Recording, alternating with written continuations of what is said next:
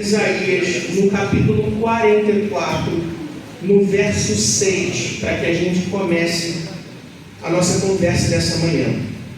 Isaías 44, verso 6.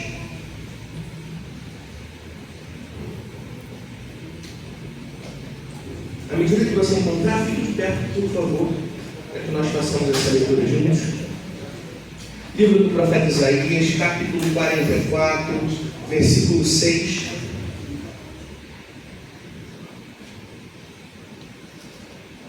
E o texto diz assim: Assim diz o Senhor, o Rei de Israel, o seu Redentor, o Senhor dos Exércitos: Eu sou o primeiro e eu sou o último, além de mim não há Deus. Quem então é como eu? Que ele o anuncie, que declare e exponha diante de mim o que aconteceu desde que estabeleci o meu antigo povo e o que ainda está por vir, que todos eles predigam as coisas futuras.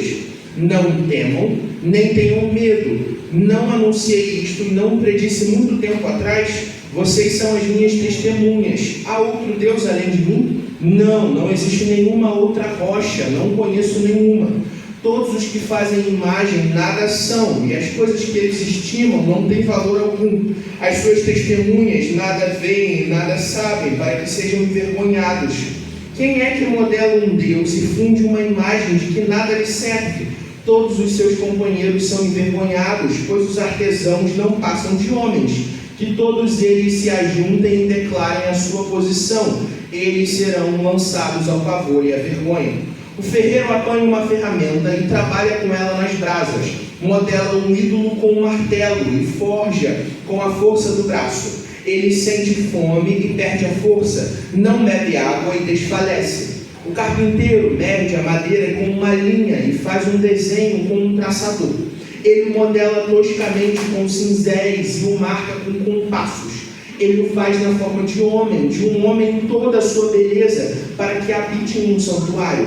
Ele derruba cedros, apanha um cipreste ou um carvalho, deixou-o crescer entre as árvores da floresta, plantou um pinheiro e a chuva fez crescer. É combustível usado pelo homem para queimar. Um pouco disso ele apanha e se aquece, acende um fogo e assa um pão. Mas também modela um Deus e o adora. Faz uma imagem e se curva diante dela. Metade da madeira ele queima no fogo, e sobre ela prepara sua refeição. Assa carne e come até saciar-se. Ele também se aquece e diz: estou aquecido, estou vendo fogo. Com o restante ele faz um Deus, o seu ídolo. Inclina-se diante dele, o adora. Ora, ele diz: salva-me, tu és o meu Deus. Eles nada sabem, nada entendem. Os olhos deles estão tapados, por isso não conseguem ver. A mente deles está fechada, por isso não conseguem entender. Ninguém para e pensa, ninguém tem um conhecimento, um entendimento para dizer: metade dela usei como combustível, até mesmo assei pão sobre as suas brasas. Assei carne e comi. Farei eu algo detestável com o que sobrou? Irei eu ajoelhar-me diante de um pedaço de madeira? Ele se alimenta de cinzas, um coração iludido desvia. Ele é incapaz de salvar a si mesmo, de dizer: essa coisa na minha mão direita não é uma mentira? Lembre-se disso, ó Jacó, pois você é meu servo, ó Israel. Eu fiz, você é meu servo, ó Israel, eu não me esquecerei de você. Como se fosse uma nuvem, varri para longe as suas ofensas, como se fossem a neblina da manhã, os seus pecados. Volte para mim, pois eu o resgatei. Cantem de alegria, ó céus, pois o Senhor fez isso. Gritem bem alto, ó profundezas da terra. Irrompam em canção, vocês montes, florestas e todas as suas árvores. Pois o Senhor resgatou Jacó. Ele revela o seu esplendor em Israel. Amém. Vamos orar? Senhor Jesus, nós te agradecemos pela tua palavra e te pedimos: fala conosco nessa manhã.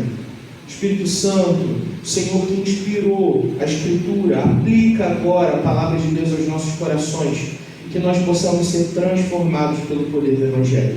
É o que nós pedimos no teu santo e poderoso nome, Jesus. Amém e amém. Os irmãos podem se sentar.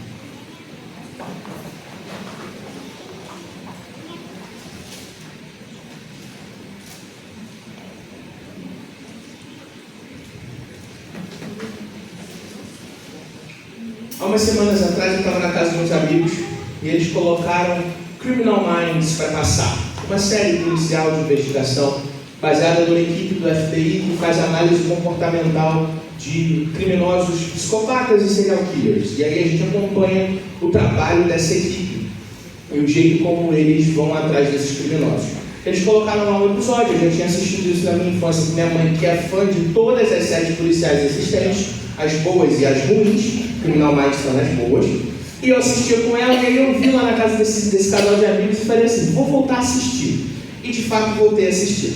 E todo começo de episódio, assim como o final de episódio, eles citam alguma frase de qualquer contexto possível e imaginável, seja poesia, filosofia, teologia, o que for.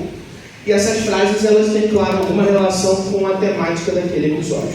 Essa semana eu estava assistindo um desses, e a frase foi de um escritor e poeta britânico, Gerald Gould, que diz o seguinte: além do oeste, o sol, além do leste, o mar, e entre estes, a sede que não me deixa sossegar.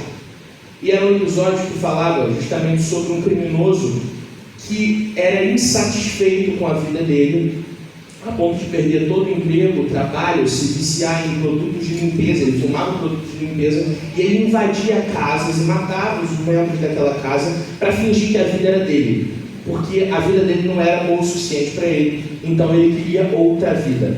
E aí o episódio começa com essa frase, falando sobre uma sede que nunca é satisfeita, uma insatisfação tão grande que faz com que toda a terra seja preenchida por ela. A leste, sol, a oeste, mar, mas no meio dessa história toda, uma sede que nunca tem fim. A gente está estudando no grupo de jovens aqui da igreja o livro Inteligência Humilhada, do Jonas Madureira. Ele está aqui porque daqui a pouco eu vou citar uma parte que está aqui dentro, e aí é por isso que ele está aqui do meu lado. E hoje, inclusive, a gente tem um encontro dos jovens e a gente vai continuar essa esteira de estudo que a gente está fazendo nesse livro. Mas o Jonas, em um determinado ponto do livro, ele fala sobre um conceito muito interessante que ele chama de o miserável homem flecha. Ele fala da humanidade, sobre aquela que sabe que foi criada para alguma coisa, que deseja algo, que no fim é o próprio Deus, mas que é incapaz de alcançar o alvo para o qual foi criado, porque o pecado não destrói a inclinação do homem para Deus, mas simplesmente bagunça a direção para onde essa flecha é lançada. Por isso essa ideia de miserável homem flecha. A flecha continua em curso, só existe um alvo a acertar. Deus é o único alvo possível, mas o coração pecaminoso do homem faz com que ele se incline para qualquer outra direção que não é o alvo correto. E o que acontece, no fim das contas, é a desgraça que acomete a humanidade. Nós vivemos em desgraça porque, desejando acertar o alvo, só conseguimos acertar aquilo que não é alvo. Essa é a realidade da humanidade caída. Quando a gente olha para esse texto que a gente acabou de ler, a gente vê uma exposição dessa realidade da desgraça humana. E eu quero conversar com os irmãos nessa manhã exatamente sobre isso. A gente está fazendo essa sequência de estudos no livro de Isaías, e a gente viu que essas profecias, elas encontram um povo num tempo bastante difícil e complicado da história de Israel. Um povo que agora está dividido em dois reinos, que vê o seu irmão do norte sendo levado cativo e agora vive na expectativa da sua própria derrocada, na verdade, sua derrocada derradeira, porque em derrocada eles já estão há muito tempo. Essa inclinação para o mal que o povo de Judá se encontra é exposta pelo profeta muitas e muitas vezes. E o profeta chama o povo a arrependimento, mas ele também diz que agora o juízo de Deus chegará sobre Judá. Ele será levado cativo, isso é inevitável. Mas no tempo certo, Deus o libertará. A gente viu uma sequência de profecias sobre Deus protegendo o povo do ataque dos assírios, as profecias de Deus contra essa nação que ameaçava Israel, e também as profecias de Deus contra a Babilônia, a nação que levaria o povo cativo no futuro. Mas a partir do capítulo 40 do livro de Isaías, a gente vai ver um avanço narrativo, e o profeta vai começar a falar justamente sobre esse período futuro, onde o povo será liberto do cativeiro babilônico. Antes mesmo que o povo seja levado, Deus já escolhe alguém para profetizar que o povo seria liberto. A esperança é encontrada nesses textos que nós lemos. E esse texto específico de Isaías 44, ele está no meio desse novo contexto de esperança. No entanto, Deus ressalta mais uma vez para o coração desse povo que insiste em viver de maneira contrária à palavra dele, que só existe um Deus verdadeiro e que nenhum outro Deus pode ser comparado ao Deus de Israel. O que a gente encontra aqui é um contraste. De um lado, Deus está se apresentando de novo a esse povo que é cabeça dura, teimoso. De outro lado, Deus está expondo mais uma vez a realidade de que os ídolos nada podem fazer. Se a gente voltar lá no texto, eu vou te pedir para fazer isso comigo. A gente vê nos versos 6 a 8 essa reapresentação de Deus ao seu povo escolhido. Deus diz assim: assim diz o Senhor, o Rei de Israel, o seu Redentor, o Senhor dos Exércitos: eu sou o primeiro e eu sou o último, além de mim não há Deus. Quem então é como eu, que ele o anuncie, que declare e exponha diante de mim o que aconteceu desde que estabeleci o meu antigo povo e o que ainda está por vir, que todos eles predigam as coisas futuras. Não tremam nem tenham medo. Não anunciei isto e não predisse muito tempo atrás. Vocês são as minhas testemunhas. Há outro Deus além de mim? Não existe nenhuma outra rocha. Não conheço nenhum. A primeira coisa que Deus faz nessa profecia é mais uma vez se mostrar para o povo de Israel como o único Deus verdadeiro. Os critérios que Deus usa são 3. Primeiro, Ele é Deus verdadeiro porque é criador de todas as coisas. Nenhum outro Deus estava lá quando todas as coisas foram criadas. Ele fez todas as coisas. O segundo critério é o conhecimento do que aconteceu, do passado e do futuro.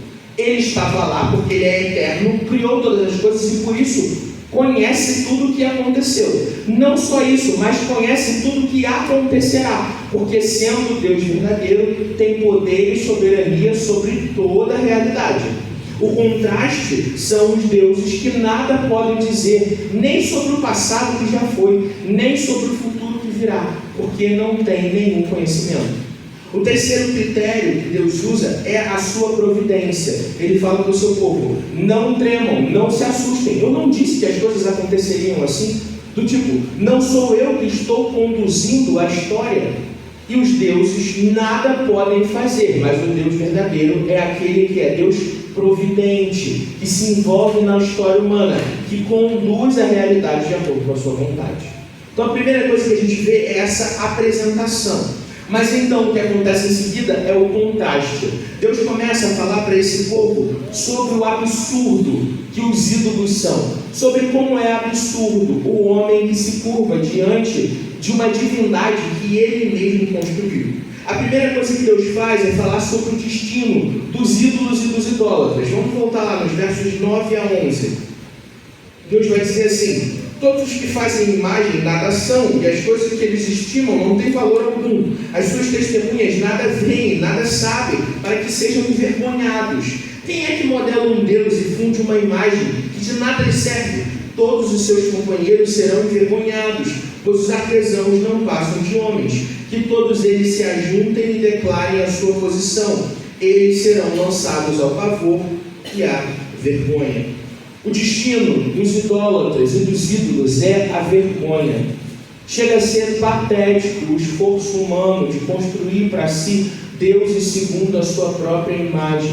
E o que Deus diz é: o resultado desse esforço contrário à vontade expressa de Deus é vergonha. É isso que todos os ídolos encontram, porque no fim, na queda de braço com Deus, todos os outros perdem. E no fim saem envergonhados. A gente conversou sobre isso há pouco tempo, naquele texto onde o profeta Elias enfrenta os profetas de Baal. E o que acontece é patético. Não é uma briga de verdade. A gente não está falando de uma trocação. É simplesmente Deus agindo poderosamente, enquanto os profetas de Baal fazem um circo que não os leva a lugar nenhum. O destino dos idólatras e dos ídolos é a vergonha. Então, a gente entra no texto numa parte que, para mim, é uma das expressões mais ridículas, intencionalmente ridículas, do esforço inútil da humanidade para construir ídolos para si. A gente tem uma descrição dessa infame confeição de deuses que no fim nada podem fazer. Então Deus começa a dizer assim através do profeta: um homem pega um pedaço de ferro, usa a sua força para trabalhar nele, e então no meio do caminho ele se cansa, ele precisa comer, porque se ele não comer ele não vai viver, ele precisa beber, porque se ele não beber ele não vai se saciar. Então um homem pega um pedaço de madeira, ele plantou uma árvore muito bonita, ele derruba aquela árvore, pega aquela madeira, metade ele joga na fogueira porque ele está com frio, e aí ele vai se aquecer diante da fogueira. A outra metade, ele muito cuidadosamente começa a desenhar, e o desenho é meio patético, mas ele está se esforçando, e ele faz o homem em toda a sua majestade para ficar no santuário. E essa divindade que ele construiu é posta diante de si. Então ele se ajoelha e adora esse pequeno Deus que ele acabou de fazer. É claro que ele não reflete sobre como parte da madeira foi posto fogo e outra parte virou um Deus. Ele não pensou sobre isso, ele só foi lá e compôs, porque na cabeça dele agora aquele é o Deus dele, e o resultado diante da divindade que ele construiu é a adoração que lhe é devida, o homem em toda a sua majestade. Quando a gente olha esse texto, pelo menos quando eu olho esse texto, eu sinto uma vergonha danada. Não por esse ser humano aleatório que está sendo descrito aqui, mas por mim mesmo. Porque no fim, eu sou esse camarada aí. Eu e você somos exatamente esse ser que está sendo descrito aqui. Alguém que, em toda a sua ridicularidade, se esforça para buscar deuses que no fim não são deuses nenhum. E o esforço é irrefletido, é simplesmente porque sim, vai lá e faz. Usa metade para fazer fogo, usa metade para virar divindade. E assim a humanidade vai caminhando. A gente percebe então a humanidade devotada, unida a adorar deuses que nada podem fazer, que não são deuses coisa alguma. O que a gente percebe na sequência do texto é isso que eu estou chamando de tenda de ilusões. Vamos ler lá os versos 18 e 20. 18 a 20. Eles nada sabem, nada entendem. Os olhos deles estão tapados, por isso não conseguem ver. A mente deles está fechada, por isso não conseguem entender. Ninguém para e pensa, ninguém tem conhecimento, entendimento para dizer, metade dela eu usei como combustível, até mesmo assei pão sobre suas brasas, assei carne e comi. Farei algo detestável como lhe sobrou, irei eu ajoelhar-me diante de um pedaço de madeira. Ele se alimenta de cinzas, um coração iludido desvia. Ele é incapaz de salvar a si mesmo, ou de dizer, esta coisa na minha mão direita não é uma mentira? É essa a imagem da humanidade distante de Deus. Gente que compõe para si ídolos, aos quais ele confia de todo o coração, mas que no fim são pura ilusão. Uma tenda bem amarrada, construída no meio da tempestade, formada da mais pura ilusão. Com um sopro, ela voa. Mas a convicção humana no seu próprio engano é tão profunda, tão verdadeira, tão arraigada, que ele segue fazendo tudo como sempre foi, construindo para si deuses que nada podem fazer. No fim dessa profecia, o Senhor começa a falar sobre a verdade, a única verdade que pode libertar Israel da idolatria. Nos versos 21 a 23, Deus diz assim: lembre-se disso, ó Jacó, pois você é meu servo, ó Israel. Eu o fiz, você é meu servo, ó Israel, eu não me esquecerei de você. Como se fosse uma nuvem, varri para longe as suas ofensas, como se fosse a neblina da manhã os seus pecados. Volte para mim, pois eu o resgatei. Cantem de alegria, ó céus, pois o Senhor fez isso. Gritem bem alto, ó profundezas da terra. Rompam em canção, vocês montes, florestas e todas as suas árvores, pois o Senhor resgatou Jacó. Ele revela o seu esplendor em Israel. O Senhor relembra Jacó, Israel, de 3 verdades importantes. Primeiro, o povo de Deus pertence a Ele, e o Senhor nunca se esquece do seu povo. O Senhor se lembra de Jacó no seu sofrimento. Jacó é dele, Deus continuará sendo o seu Deus. Deus lembra a Jacó que ele é perdoado pela graça que vem do Senhor. O Senhor lança para longe o pecado de Israel. É Ele quem afasta como nuvens levadas pelo vento.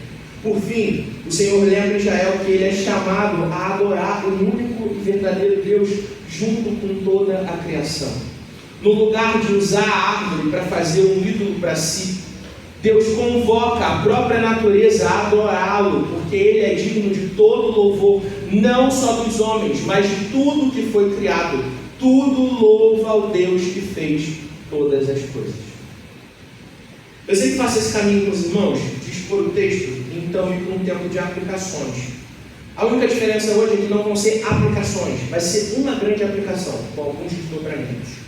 Quando a gente olha para esse texto, a gente encontra um raio-x do homem como quem ele é longe de Deus. Esse raio-x não afeta só aqueles que no passado ouviram essa profecia, mas a mim e a você. A grande questão, no fim das contas, aquele que é o cerne do problema é a nossa identidade. Quem nós somos e quem Deus é, e como essas duas coisas se conectam. É isso que faz com que a gente entenda como esse texto se aplica à nossa própria existência. Hoje, no encontro jovem, isso é um spoiler para eles, mas ao mesmo tempo, os jovens que leram os livros saem em vantagem nesse sentido. A gente vai conversar sobre algumas características que compõem o homem segundo a Escritura. E uma delas chama Nefesh. Nefesh é uma palavra hebraica que a gente encontra lá em Gênesis 2, no versículo 7. Vamos abrir lá, nossa Bíblia, em Gênesis 2, verso 7.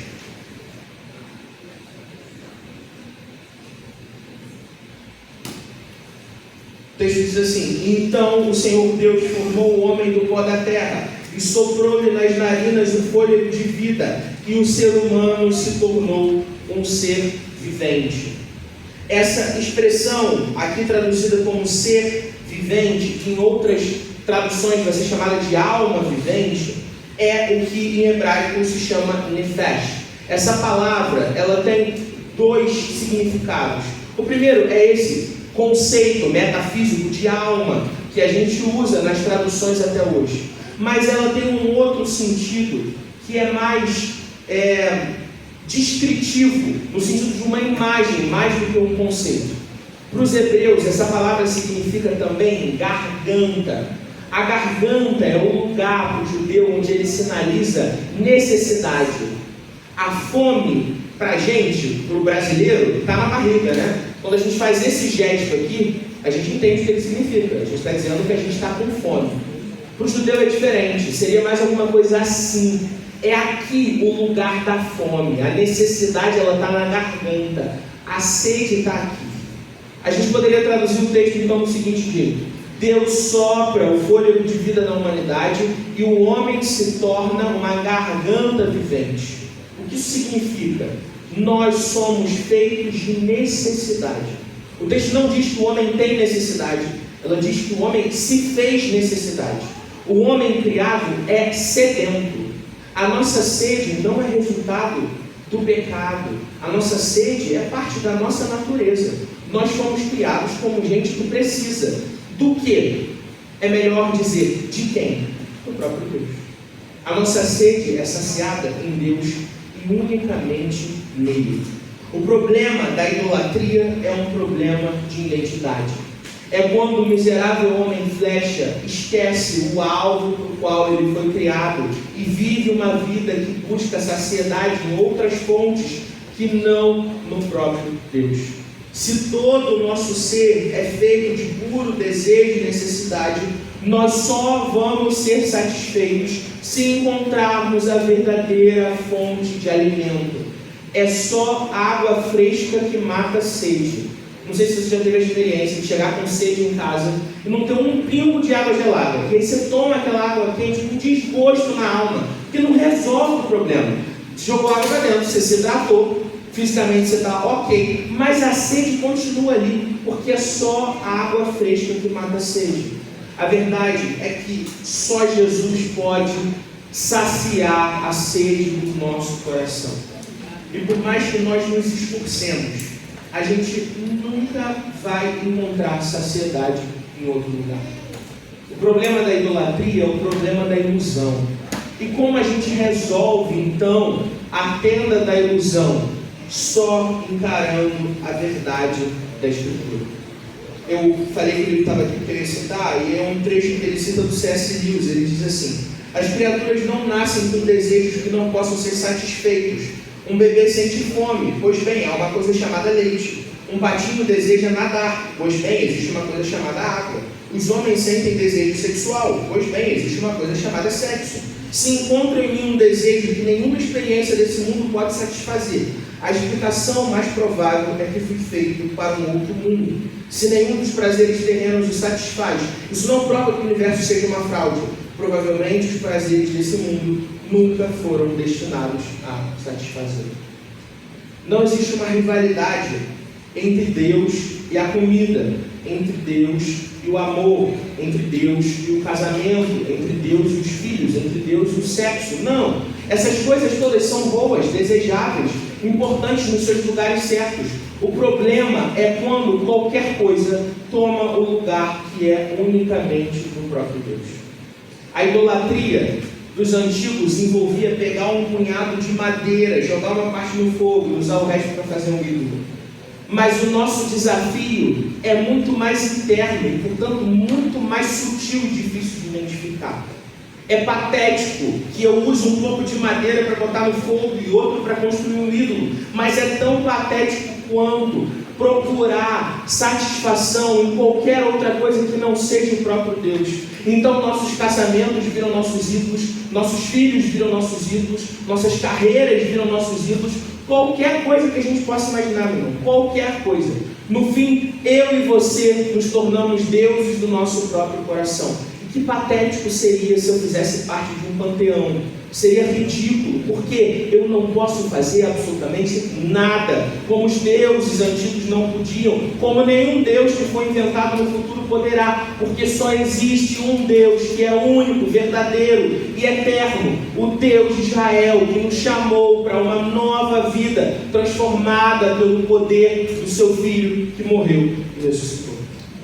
O chamado de transformação, o chamado para resolver o problema da tenda das ilusões, é reconhecer, em primeiro lugar, que Deus é o único Deus verdadeiro. Em segundo lugar, que nós fomos feitos para Ele e que nenhuma outra realidade, em qualquer parte da existência, vai resolver o que só Deus pode resolver. E em terceiro lugar, que essa sede é plenamente saciada em Cristo Jesus. Jesus se apresenta à mulher samaritana lá naquele poço como aquele que é fonte de águas vivas. A mulher estava procurando água, mas ela precisava de uma saciedade que era muito mais interna. Jesus reconhece o esforço daquela mulher em procurar satisfação no que não era Deus. É por isso que no meio de uma conversa sobre água, Jesus fala assim: traz teu marido. Aí a mulher diz: eu não tenho marido. Aí Jesus diz: é verdade, porque você já viveu com 5, e esse agora não é teu marido. E a primeira vez que eu li esse texto, eu falei: o que isso tem a ver com a história da água? A gente está falando de água, agora é de marido. O que aconteceu? Mas Jesus, na verdade, está expondo para a mulher que a sede dela não era física. A necessidade não era por um copo de água, mas por uma satisfação interna que ela procurou em qualquer outro canto que não no próprio Deus. Então Jesus diz: se você conhecesse o dom de Deus e quem está te pedindo água, você lhe teria pedido e ele lhe teria dado água viva. É essa fonte disponível para mim e para você. O Senhor deixa uma fonte de águas vivas abertas e é o próprio Cristo Jesus. Ao beber essa água, nós não somos só satisfeitos, mas somos feitos gente que vira também fonte de águas vivas. Todo aquele satisfeito por Cristo Jesus agora é propagador da mensagem de satisfação. É isso que a gente encontra na Escritura. O resultado do Israel que se lembra que Deus não se esqueceu dele é louvor sincero ao único Deus verdadeiro. Exatamente como Deus profetizou, falando para o seu povo. Ele fala para mim e para você nessa manhã: eu me lembro de você, Eu me lembro de você, porque fui eu que te chamei. Sou eu que jogo para longe de você os seus pecados como uma nuvem levada pelo vento. Eu te convoco, me louve, porque eu sou o único Deus verdadeiro. Junte-se à criação num coro de adoração ao Deus eterno, Criador de todas as coisas. Quando nós olhamos para a nossa realidade, nós percebemos parte do que Gerald Cole percebeu nessa frase que eu citei no início: além do oeste o sol, além do leste o mar, e entre eles a sede que não me deixa sossegar. A realidade é que o nosso coração anseia por alguma coisa mesmo, e a gente não consegue encontrar essa coisa. Mas então, quando nós nos submetemos a Cristo Jesus, nós percebemos que aquilo que preenche toda a realidade não é a sede insatisfeita, mas a fonte de água viva, a glória de Deus que inunda toda a terra. De um lado o sol, de outro o mar, e no meio o nosso Senhor, sendo aquele que nos sustenta, nos cuida e nos oferece tudo o que precisamos. Jesus, Ele é nossa saciedade e o nosso descanso. A sede, ela gera inquietação, mas os homens que encontraram a Cristo sabem onde repousar. O próprio Deus é descanso para todos os nossos labores infundados, para nosso esforço infame de fazer ídolos para si. A gente não precisa mais disso. No fim, Jesus é a exposição última dos ídolos à vergonha. Na cruz do Calvário, todo ídolo é exposto como sendo coisa alguma, porque só um pode morrer pelos pecadores e ressuscitar para que eles tenham vida eterna. Só um tem amor para isso, só um tem graça para isso, só um tem poder para isso. Só o nosso Senhor pode fazer essas coisas. O que a gente encontra no fim, então, é a esperança de uma vida que não é mais movida por essa sede, mas uma vida que é orientada pela saciedade. Eu e você somos chamados a nos comprometermos com Deus, que nos convidou a uma nova existência satisfeita. Não há espaço para insatisfação na nossa vida, meus irmãos. Que o nosso coração possa ser um coração que substitui insatisfação por gratidão, reconhecendo de que tudo de que precisamos, a sede que nos deixava inquietos, foi plenamente satisfeita em Cristo Jesus. Amém? Vamos orar? Senhor Jesus, nós queremos te agradecer. Te agradecemos, Senhor, porque Tu és fonte de águas vivas, que preenchem o nosso coração, que inundam o nosso ser e que nos tornam plenamente satisfeitos. Obrigado, Jesus, porque no nosso esforço, procurando saciedade em outros lugares, nada encontramos, mas foi então a Sua graça que nos encontrou, nos trouxe para perto, expôs nossa vergonha, o quão ridículos nós éramos longe de Ti, mas entregou graça e misericórdia para que agora possamos viver na Tua presença.